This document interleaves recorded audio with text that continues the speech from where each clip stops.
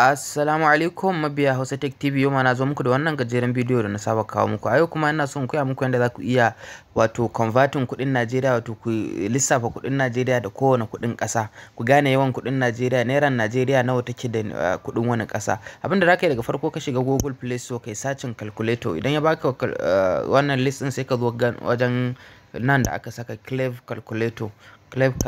In ka shiga sai ka installing ɗinsa. Idan ka install ɗinsa sai ka zo ka buɗe shi. Idan ka buɗe application ɗin sai ka zo wajen da aka danna zane guda uku a nan gefen sai ka taɓa. Idan ka taɓa wajen da aka ga ya nuna maka currency converter sai ka shiga wajen converter. To sai ka zaɓi na ina ne, misali nan dalar Najeriya sai ka saka yawan dalar Amurka sai ka taɓa. Idan ka saka kaga dalar Amurka tana matsayin Nairan Najeriya 380. Haka in ka taɓa nan zaka iya zaɓen duk ƙasashen da kake so sai kai converting kuɗin su zuwa na Najeriya. Shikenan, da fatan kun fahimci wannan, sai mun haɗu a bidiyo na gaba.